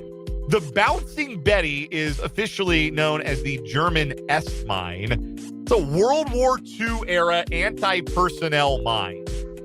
It's, you ever see the end of, which one was it? Was it Bad Boys 2? Where they have the shootout at the end there in the sand, and the mine like pops up out of the ground, it spins up, and then like to waist height, and goes boom. I think I've seen that clip. Yeah. Yeah. So I think that's bad. I'm pretty sure that's Bad Boys 2. Anyway, that's what the Bouncing Betty is. That's a nasty piece of work. And this woman just had some, plural, and was selling them. Authorities also searched her home and reported finding fentanyl, cocaine, methamphetamine, and several firearms. She pled guilty to attempted transportation for sale of a narcotic drug, attempted money laundering, and illegally conducting an enterprise. I have to imagine she didn't like wake up and decide I'm gonna be an arms dealer. Yeah. But landmines? How did she become an arms dealer? Yeah, I'd love to know. How does one get into that line of work? How does one get. So I sort of understand, I've never been a drug dealer, but I sort of understand the kind of people you might ask around. Where do I find drugs? Who's selling the drugs? All right, you're selling the drugs. What if I help you sell those drugs? I'm sure it's very similar when it comes to trafficking firearms, because the people would as many degrees of the people who are running those things would as many degrees of separation between them and the street level product as possible. I've watched enough television to know this, right? You want as many go-betweens between the boss, the head of the operation, and the street level runners. But landmines? Yeah, what? Is there a real heavy market for landmines in southern Arizona? People really approaching? Hey, I need to buy a landmine. Need to buy a landmine. Yeah, I've seen landmines depicted in shows that are. Those look like not a good time, man. They're depicted in shows, and it's on the southern border of the U.S. I'm sure they're a short time because, you're not lasting much longer if you run into Bouncing Betty. But, I don't know. This woman was running landmines. One thing, we get a lot of, a lot of stories, people dealing drugs, people selling guns. Yeah, sure. Don't get a lot of landmine dealers out there. So that's our what is wrong with you today. What have you got for your story? Yeah, pretty cut and dry here. We're going to Daytona Beach, Florida. A dispute over $70. Yes, just $70 led to a Florida man allegedly shooting at a pickup truck 12 times last Thursday. According to the Volusia County Sheriff's Office, Joseph Lamar Thomas allegedly fired about a dozen rounds at a pickup truck around 6:15 p.m. after getting to an argument with the driver on Linda Lane in Daytona Beach. After the shooting, the deputy said Thomas sped off but was later found in a nearby bar. While speaking with detectives, he admitted to shooting at the pickup truck, claiming the driver owed him $70. Deputies also say the victim also drove away and has not been identified. No injuries were reported. Thomas faces charges of possession of a firearm by a convicted felon, aggravated assault with a firearm, and shooting into a conveyance. He's being held in the Volusia County Branch Jail. $70. Yes. Look, I understand being frustrated. There's a debt that's not been paid, but all that over $70. Huh? Something tells me it's over something illegal because he didn't want to identify the man. Yeah, probably. Yeah. Probably a pretty safe bet there. Yeah. All right, 2 stories today. I got to go with the woman selling landmines. What is she doing? Wild to me. Yeah. Wild to me. You come across some landmines. How do you get in the landmine business? That's probably one of those you find like in a video game, you find the loot box. You ever play GoldenEye? No, you never play GoldenEye. Yeah, you're too young. GoldenEye is it a James Bond? Yeah. GoldenEye 64. Maybe the greatest FPS video game ever made. I will argue that because I don't really play a lot of them. It's basically just that one. But no better party sleepover video game to play than GoldenEye 64. If you were around for the GoldenEye 64 era, you know exactly what I'm talking about. So you had the head-to-head mode you could play. And one of the weapons of choice would be proximity mines. And I didn't own the 64, the N64 in question. And when I want to go over a buddy's house, they want to play proximity mines. Like, man, that's not fair. That's cheating. Like, you don't have to see your enemy. You just have to throw them where you know they're going to walk. And boom, kaboom, game over. I like playing slappers only. That was a lot of fun because it literally was you just hit them. You just hit somebody to death with your fists. It turned it into a fighting game. It was extremely hard to play, but it was a good time. Man, love GoldenEye 64. All-time great game. All right, the landmine dealer is our winner on What Is Wrong With You. When we come back, let's talk a little Chiefs. Is it Cam Jordan or bust for the Chiefs when it comes to adding a veteran edge rusher this offseason? We'll discuss that next on 580 Sports Talk.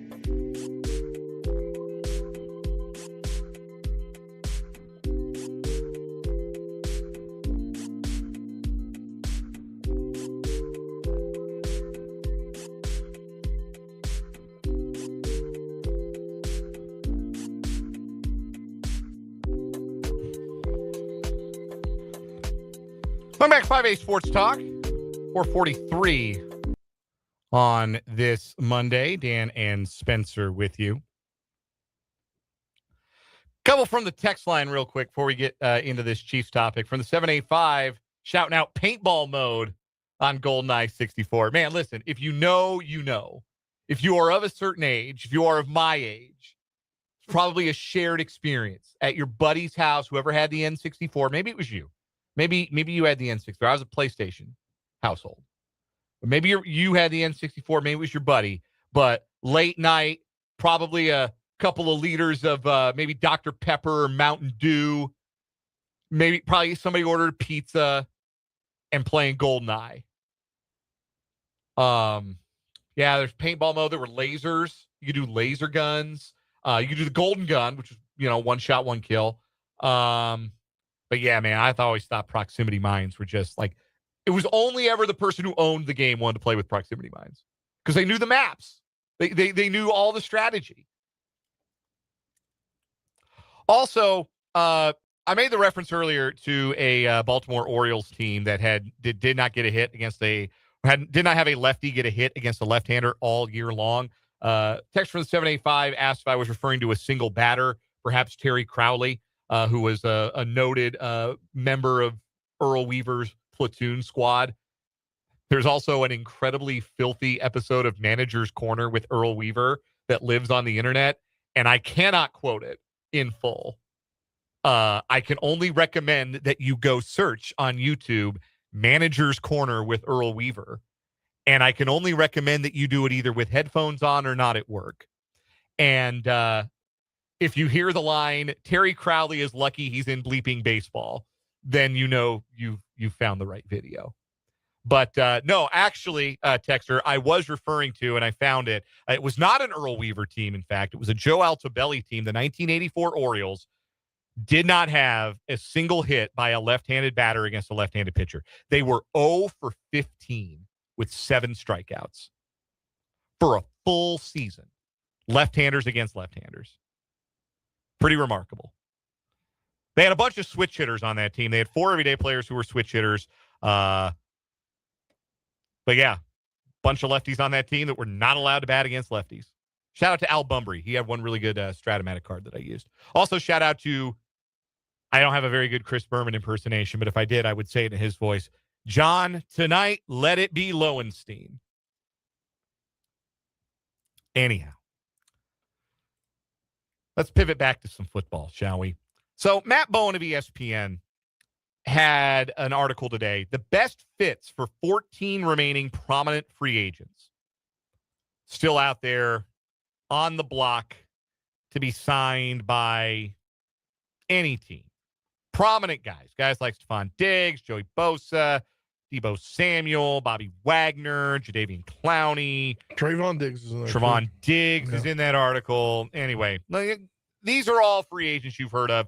And not only have you heard of them, you're very familiar with their work. These have been good NFL players, Pro Bowl players at their very best. Big name vets. And they're all still free agents. One of the names on the list is Cam Jordan. And that's a name that we brought up fairly often as these things go over the course of the offseason because the Chiefs are short an edge rusher. And Chris Jones has brought up Cam Jordan's name on social media. He'd like to welcome the longtime Saint to Sack Nation. But Cam Jordan was also at the Mahomes golf tournament. No, I didn't know that. But Von Miller was there too. So Matt Bowen writes that Jordan's best offseason fit is the team he's played his entire 15-year career with, the New Orleans Saints. And he writes, we have Jordan returning for his 16th season. Coordinator Brandon Staley could still use Jordan's veteran presence in a unit that did not make any big free agent signings or draft picks. Sure, he can land with a team looking for a 4-3 edge, given his physical profile, 6'4", 287 pounds, and movement ability. So I do not understand the buzz the Saints are starting to get as an NFC South contender. That feels like the offseason is too long kind of content out there. I'm not buying any team with Tyler Shuck as their starting quarterback. But if the Saints do think that the NFC South is gettable, and on the flip side, like from outside looking in, I do not think the Saints are going to be very good. They're old, they are not talented, and Tyler Shuck is their quarterback. But if the Saints have a different internal evaluation of how gettable the NFC South is, and it is eminently gettable every year, a reunion with Cam Jordan, if they have the cap space to do it, makes all the sense in the world for them. But if the Chiefs lose out on Jordan, who we have talked about as being the best fit for the Chiefs, given the size we just mentioned. Yeah. It's like 6'4", 287. That's a supersized Spags defensive end, but also his productivity. He had 10.5 sacks last year. Not a lot of double-digit sack guys from last season that are still floating around on the market. The other guys who are still out there, like Jadeveon Clowney had a better year than probably you realize. Last year with the Cowboys had 8.5 sacks, but Von Miller had 9 sacks. He just missed double figures. Joey Bosa had 5 sacks last year with the Bills. So Jordan is the most productive of that group, and that's what the Chiefs need at the end of the day. They need production at edge. They need sacks because they have dipped down to the middle or the lower third of the pack in that category the last 2 seasons after previously being among the NFL's most prolific quarterback sacking teams. One name also in the article that I didn't bring up is A.J. Epinesa, the former Bill.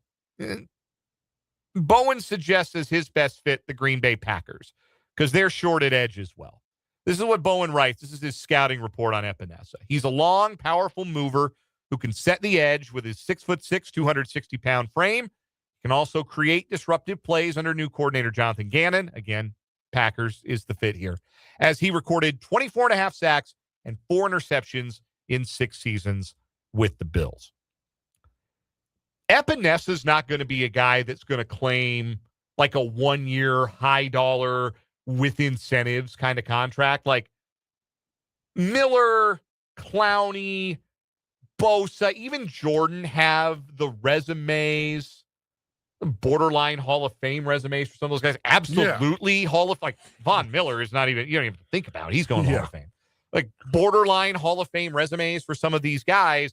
AJ Epinesa doesn't have that. AJ Epinesa has been a reliable source of snaps and edge setting and plays, and nobody should know this better than the Chiefs because they see him every year. And Epinesa has made big plays against the Chiefs. He had an interception of Patrick Mahomes in one of the games, regular season games in which the Bills have beaten the Chiefs. The reason I like the Epinesa thought, number one, I think it is likelier that the Chiefs could add him and still, with a little bit of salary cap machination, whether that's a restructure of Chris Jones, whether that's a post-June 1 cut of Christian Fulton, whatever it might be, still have the opportunity to add one more body at wide receiver. But also, I think the Chiefs should be sick of losing to the Bills in the regular season. And maybe it would be nice to get somebody on the roster for whom that game would be personal. Because the Chiefs the Bills have treated that game like their Super Bowl for the last 4 seasons. Yeah. Then hadn't done anything for them. Maybe they will hang some banners. They're opening a brand new stadium. Maybe they will hang beat the Chiefs in the regular season banners at the new Highmark Stadium. But getting late on in the season, being a primetime game, Thanksgiving night on the road, that'd be a nice one for the Chiefs to get. That would be a statement win for the Chiefs to get if they can get it in late November this coming season.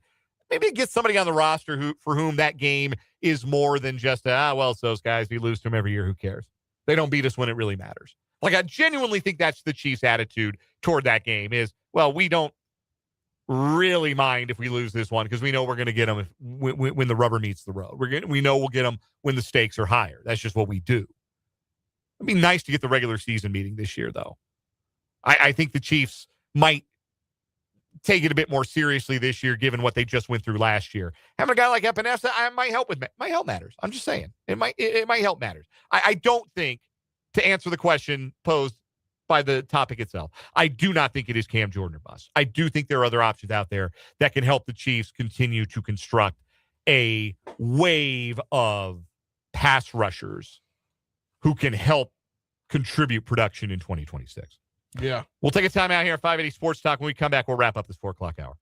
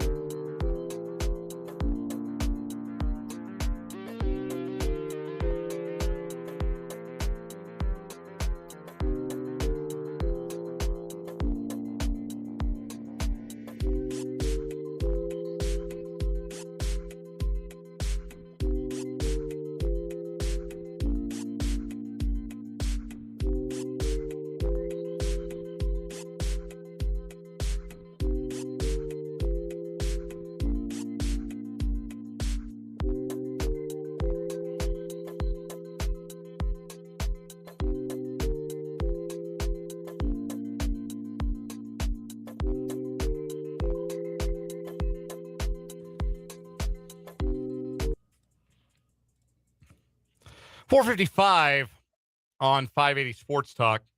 Again, we've only got one more half hour with you after the top of the hour news break. The Royals-Red Sox game tonight was pushed up 30 minutes due to the pending storms. So we'll have pregame coverage at 5:30 from the Royals Baseball Network instead of at the top of the 6 o'clock hour, a 6:10 first pitch from the K tonight. Royals loading the lineup with lefties against Boston right-hander Sonny Gray. Seth Lugo on the hill for the Royals, trying to bounce back. 3 of his last 4 starts have been rough. He'll go up against a very disappointing Red Sox lineup. Remember when the Royals were coveting Jarren Duran publicly for the last 2 years? Jarren Duran's got a 548 OPS, but he's still hitting leadoff in that order, which is maybe why the Red Sox are 19-27. This is such a fascinating homestand for the Royals. You get the Red Sox, you get a day off, you get Seattle. 2 teams that have not had the starts that they were anticipating. One of them's already fired their manager. Seattle's at 22-26. It's not exactly like dire straits for them, but they are struggling. They are not where they expected to be. They do not have Cal Raleigh due to injury. You're going to see, I think, a little bit of intensity this week at Kauffman Stadium, and you ought to, because if you go into Memorial Day weekend and go into the month of June and you're still 6, 7, 8 games under 500, that's when it starts to feel like it can get late early for you. Now, the Royals have been a good home team all year, and they will try and remain a good home team against the struggling Red Sox starting tonight. Coming up in the 5 o'clock half hour of the show, we'll have our headlines, including a playoff roundup, and a look back at the winner's circle from the weekend that was, and wrap things up with a final word. Stay with us. You're listening to 580 Sports Talk.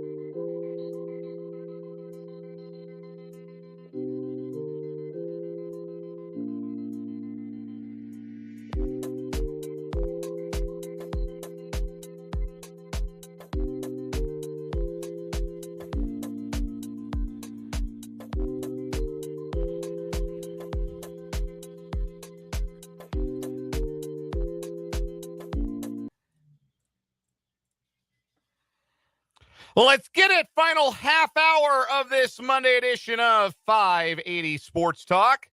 Dan Lucero, Spencer Dupuis with you until the bottom of this hour, at which point we'll hand things off to the Royals Baseball Network. You're on the Sports Voice of Kansas, 580 WIBW, FM 104.9, online at 580WIBW.com, and on our street.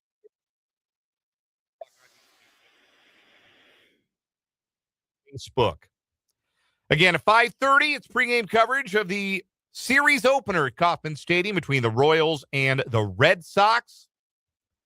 First pitch at 6:10, moved up a half an hour tonight due to the impending weather. Pair of veteran right-handers, Sonny Gray for the Red Sox, Seth Lugo for the Royals. Pregame at 5:30, first pitch 6:10, right here on 580 WIBW and FM 104.9. And again, if weather events do warrant in our listening area, we'll be breaking in with those updates throughout the night. So we'll keep you weather aware here on WIBW.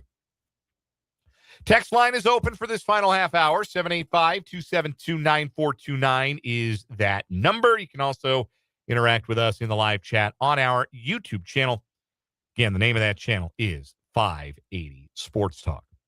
We don't have a lot of time to waste here, so why don't we just go ahead and jump right into our 580 Sports Talk headlines, because there is plenty of ground to cover from the weekend. Let's start with the tip of the cap to the Big 12 baseball champions, the Kansas Jayhawks, who accomplished something they had not accomplished since 1949 with a conference regular season championship.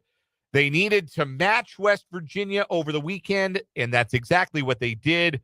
Their win on Saturday or Friday night. Yeah, it was Friday night. Their win on Friday night over BYU was the clincher, because the season did end on Saturday. Everybody wrapped up on Saturday instead of overlapped Sunday. Kansas's win on Friday night at BYU, combined with a West Virginia loss to TCU, confirmed the conference title.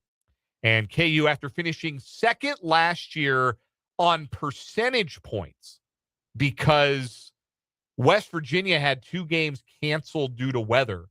So KU won more conference games than West Virginia last year, but West Virginia ended up with a better conference winning percentage and the regular season conference title. So if KU felt like they were maybe wronged or that the weather had done them unfairly, then, well, what was delayed was not denied. Conference championship for Dan Fitzgerald's Jayhawks. Meanwhile, K-State got the one win over UCF that they needed to get into the conference tournament field. There was only 1 win in 3 for the Wildcats. They are the number 11 seed in the upcoming conference tournament. That conference tournament begins on Tuesday night, and it will begin with the Kansas State Wildcats in action. They will play Utah at 8 o'clock local time in Surprise, Arizona, where the tournament is being held this year, the training facility, of course, of the Kansas City Royals. That means it's a 10 o'clock start Central Time. We'll have it for you right here on 580 WIBW and FM 104.9 for the K-State Sports Network from Learfield. A 10 o'clock first pitch. We will join it in progress following Royals baseball on Tuesday night. And, of course, the conference tournament is single elimination. So if K-State wins, they get to keep playing. If they lose, their season will be over. Kansas gets one of the double byes as the number 1 overall seed. They'll play on Thursday, and they will play either Baylor or the winner between BYU and Texas Tech. BYU and Texas Tech are the other Tuesday game, and those 2 teams play, or the winner of that game will play Baylor on Wednesday. The winner of that game plays Kansas at 2:30 p.m. Central Time. It'll be 12:30 local out there in Surprise on Thursday. So double bye for the conference champs. K-State is in survival mode starting tomorrow night against the Utah Utes. One member of the Wildcats did get some happy individual news, however. Kansas State catcher Bear Madliak was named a semifinalist for the Buster Posey Award, which goes annually to the nation's best catcher. That award, of course, is given out at the Greater Wichita Sports Commission's banquet every year. Brendan and I were talking about this earlier today, because a lot of KU fans were miffed that they moved the conference tournament from the baseball warehouse to surprise Arizona. Yeah, so it was in Arlington the last 2 years at Globe Life Globe Life Field, where they couldn't get enough people to go in there, and every single time you hit a baseball, it sounded like you. Yes, the atmosphere was horrendous. I don't know how it's going to go in Surprise, but a smaller ballpark will be, I think, a better fit. Should make for a better atmosphere. Arizona not being in the tournament gives you one team where you thought you might get some fan representation that you're not going to. That's a bit of a problem. But the hang up I have here, though, is KU, they get the number 1 seed. They're going to have to play right in the 94-degree heat of the day. It's a dry heat. But still, like, it's probably going to get close to 100 by the time, on the field. KU is ranked 13th by D1 Baseball, 14th by Baseball America in the final regular season poll. I think their RPI ended up at something like 21. So it's going to be tight. A win would certainly, at least one win in the conference tournament would certainly help their argument towards hosting a regional. But that is the schedule of events. K-State will play Tuesday night. You'll hear it right here on 580 WIBW. The other big college sports news the big college sports news of the day. Spencer, hit me. Yeah, Texas Tech quarterback Brendan Sorsby, who has sought treatment for his gambling addiction, filed an injunction against the NCAA today, seeking his college eligibility for the 2026 season. The filing, made in the district court in Lubbock County, Texas, cites the NCAA's, quote, deeply hypocritical, end quote, position on gambling and a wholesale abandonment of its obligations and duties to promote the well-being of Sorsby. Basically, is it? So Texas Tech has ruled Brendan Sorsby ineligible based on the NCAA rules, and now they have filed this injunction. The lawyers for Sorsby include names you may have heard if you follow sports litigation at all. Jeffrey Kessler, very prominent in lawsuits like these. Scott Thompson, also on Sorsby's legal team. The filing says that the quarterback suffers from a clinically diagnosed gambling disorder, and that goes on to argue, quote, the relief is narrow. 1 student athlete and 1 senior season. The NCAA will suffer no cognizable harm from letting Mr. Sorsby play football while this case proceeds. But if this court does not act, no future judgment can give Mr. Sorsby what the NCAA will have taken from him. Sorsby, in an included affidavit, tells the court, if I cannot practice with the team, it will be severely detrimental to my mental health and my development as an athlete. Without access to coaching, teammates, and on-field repetitions, I cannot develop the chemistry and skills necessary to start at quarterback in the 2026 season, and each additional day away compounds that harm. These developmental opportunities cannot be replaced or replicated. So this is not seeking a full overturn of any, like the NCAA hasn't ruled yet. They are just seeking to allow for Sorsby to be able to practice and be with his team without later being subject to NCAA penalty if the NCAA rules that Sorsby is not eligible. The filing also claims Sorsby offered to accept a 2-game suspension based on completing his residential in treatment that he's currently in. I'm sure he did. Offer to take a lesser punishment than the NCAA. Bro, the NCAA pretty much blankets if you're in trouble with gambling, you're done. Your eligibility's gone. So Sorsby bet on the Indiana team that he was a member of in 2021. And the filing claims he stopped betting in 2022 when he became Indiana's backup quarterback. In the affidavit, Sorsby said, to be clear, I never placed any bets against Indiana or against any players on the team. I never used any non-public information that I knew about the team in deciding what bets to place. My bets were purely intended to make me feel more connected to the game and my teammates and to give me more of a reason to root for my teammates. I was betting so I could feel part of the team. That's a new one. Yeah, what? That's a new one on me. I was betting so I could feel part of the team. I also have a diagnosed gambling addiction. The filing includes Sorsby betting on events such as the Turkish Basketball League and Romanian soccer. Like, absolutely, this young man has a gambling problem. And I hope that he is able to receive the help he needs and continue with his football career. But the NCAA is really clear on this. You bet on games involving the team that you are on, it is a permanent ineligibility. There cannot be any waffling when it comes to that rule. There just can't. I don't see, I do. Part of me, I feel that this is all intended to make you feel bad for Brendan Sorsby. And I do, like, clearly, if you're betting on Turkish basketball and Romanian soccer, you do. You have a problem.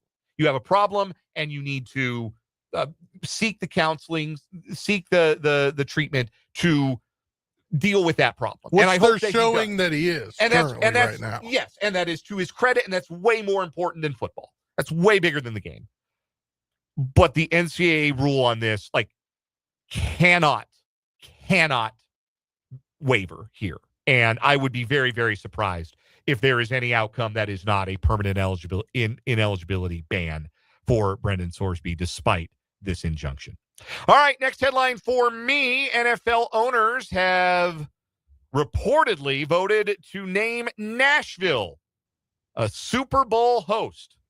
Super Bowl in 2030. That would be Super Bowl 64. The NFL owners are expected to vote for the city on Tuesday during the spring league meeting. I would like to congratulate the city of Nashville on their one Super Bowl. You're getting one. Enjoy it. Enjoy it. You're getting one. The spring league meetings kick off tomorrow in Orlando. Nashville's new stadium, which is so they've got to vote on it tomorrow. Right. The vote hasn't happened yet. Nashville's new stadium, which is right next to their old stadium, and I believe will have a retractable roof, is set to open in 2027. I don't know that we have enough time for my Nashville take, but it is the inferior Tennessee city. Memphis is a better city. Memphis has a better music scene. Memphis has a better food scene. Memphis is a better sports town. And if you disagree, you're just wrong. And I've spent time in both cities. I've spent more time in Memphis than I have in Nashville. But I've spent time in both cities. And unless you are a bachelorette or you really want to make it in country music, Nashville doesn't have anything for you. Memphis is better. Memphis is a better city. Also, which country music artist are we getting at halftime of Super Bowl 64? Who do you think is going to get that? Who do you I think we're getting a compilation of multiple. Who's getting Redneck halftime? I don't think they're going to do one. I think they're going to do them all. Like when they did the G-Funk Super Bowl in L.A. when they had Dr. Dre and Snoop Dogg and Kendrick Lamar and all that. I think you're getting that, and that's the only one you're getting until one time in the next 30 years it comes back. I just think that's the most overrated city in America, Nashville. And it's just, again, great bachelorette scene that doesn't do anything for me. I'm 39. I'm married with a kid. Like I don't care that it's Bachelorette Party USA. The music is all the same. There's no, it's all the same coming out of Toby Keith's I Love This Bar and Dierks Bentley's Whiskey Row and Jason Aldean's Try That in a Sports Bar and all the other kind of, country music owned sports bars they got down there. Morgan Wallen's Why Am I Not Allowed to Say That Word bar. Like it doesn't do anything for me. City doesn't do anything for me. No food scene. Memphis is a superior Tennessee city. I will not be swayed on this opinion. I disagree. Nashville barbecue is great. It's Memphis barbecue. Nashville has great barbecue. It's Memphis barbecue. Have you ever been to Corky's? I have not been to Corky's. The best barbecue I've ever had. Doesn't hold a candle to the Rendezvous. There are the best East Coast barbecue. There are city barbecues. There are half a dozen barbecue restaurants on Beale Street that clear anything in Nashville. Just in 2 blocks, there are half a dozen barbecue restaurants that clear anything in Nashville. And I've probably eaten at all of them in Memphis. All right. Well, we don't have time for this. We really don't. We really don't. Let's get to the most predictable NFL headline from the weekend. Yes, Aaron Rodgers is officially signing with back with the Steelers, as everybody predicted when Mike McCarthy was announced as their head coach. The deal is worth up to $25 million on a 1-year contract, according to Adam Schefter. Is expected to include a base salary between $22 and $23 million, with up to a few million more in incentives. He's about to turn 42. He recently returned to the Pittsburgh area ahead of the OTAs, and I guess he was seen getting ice cream with several teammates at a local ice cream shop on Friday night. Oh, they went out for ice cream. And then on Saturday, it became, it was announced that he was going to sign a deal. I really thought he was going to wait until like before training camp, but I think his teammates did too. Yeah. There's a quote from linebacker Peyton Wilson that said he was shocked to see that Aaron Rodgers was at OTAs today. He was at OTA. Yeah, I was expecting this will be a late June or late July headline. Yeah, I was surprised too. But yes, the 42-year-old's coming back. Good for everybody involved that now we don't have to think about Aaron Rodgers until week 1. The drama will not hang over anyone's heads for any longer. Quick trip to the winner's circle from the weekend. Denny Hamlin wins the NASCAR All-Star race at Dover. Napoleon Soto, a 7-1 betting favorite coming in, takes the Preakness Stakes, leg 2 of the Triple Crown, beating out Iron Honor. Napoleon Soto, which is a pretty awesome horse name in a race that was full of awesome horse names, takes the Preakness. And 31-year-old Aaron Rye makes 4 birdies on the back 9 on Sunday to win the PGA Championship by 3 shots. His first major championship, his second PGA Tour win. Aaron Rye is a working-class hero. He uses iron covers on his irons. He uses the Castle tees. You know, the fat tees? Yeah. That they can only go but so far in the ground. One of his apparel sponsors is the YouTube channel Me and My Golf, which I have watched.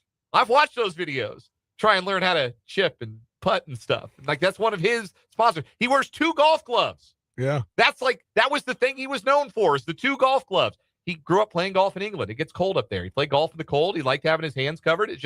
It's what's comfortable to him. Yeah. Iron covers is what's comfortable to him. It's an appreciation for the nice clubs that he has. He uses a 6-year-old driver just because he likes the feel. He's also one of the shortest players when it comes to driving distance on tour, and one of the worst putters, but he drove the crap out of the ball, didn't miss any fairways this week, and made 62 of his 66 putts inside of 10 feet. Oh, and a 71-foot bomb on 17 to all but ice the tournament. Awesome stuff. I will say, awesome dude. Everybody loves Aaron Rye. Real quick, it was weird to see like somebody like golfers. I usually check in on Sundays. I don't watch the whole thing, but it was weird to see the winter be done and there still be a good amount of guys left on the course. Yeah, they were carving his name on the trophy. Yeah, it was just weird. Yeah, well, I mean, John Rahm would have had to hole out on the par 4 18th to have sent it to a playoff. So, yeah, it was. You haven't seen that. We've seen a lot of, in recent years especially, we've seen a lot of like late drama,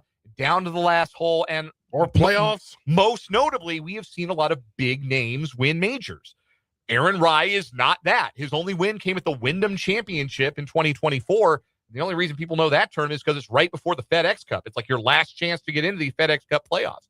He's got a couple of wins on the European Tour, but again, he stands out because he's just kind of a humble, working class guy. But like I said in Good, Bad, Ugly, I think it's really cool that he pulled this off with his humble beginnings and the humility that he's got. Let's do a quick playoff roundup. It's time for the 580 Sports Talk Playoff Roundup. We had a Game 7 in basketball last night. The Detroit Pistons humiliated themselves, getting blown off their home floor in Game 7 by the Cleveland Cavaliers. Donovan Mitchell led the way with 26 points. Cleveland 125, Detroit 94 to advance. The Western Conference Finals begin tonight in Oklahoma City. The Oklahoma City Thunder host the San Antonio Spurs. In the NHL, we got a Game 7 tonight. Love a Game 7 in hockey. Game 7 in Buffalo. The Canadiens led the Sabres 3-1 and had scored goals on their first 3 shots in Game 6 at home, and the Sabres beat them 8-3 to force this Game 7. So I kind of think the Canadiens are cooked. Game 7 tonight in Buffalo. That's your playoff roundup. We'll come back with a final word to wrap up the show right after this.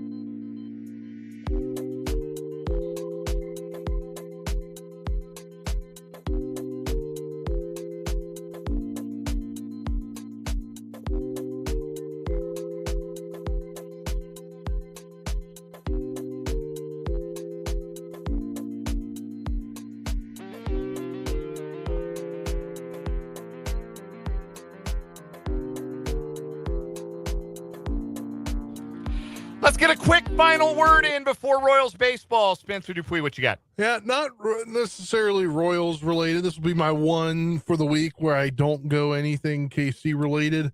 MLB rivalry weekend, and I was able to watch my Nationals on MLB.tv. I think we're getting closer to the Nationals being relevant than I thought before. Best offense in the National League. You should be excited. Final word for me. The Western Conference Finals in the NBA start tonight, and it is a battle for the soul of basketball. If you care about the game, if you care about ethical hoops, if you care at all about real ball, you will join me in getting behind Victor Wembanyama and the San Antonio Spurs. Paragons of virtue in a sport that is losing its way against the disgusting and vile and despicable Oklahoma City Thunder. Go Spurs, go. Royals baseball's next. We're back tomorrow from 3 to 6. For Spencer Dupuis, I'm Dan Lucero, and this was 580 Sports Talk. Good night.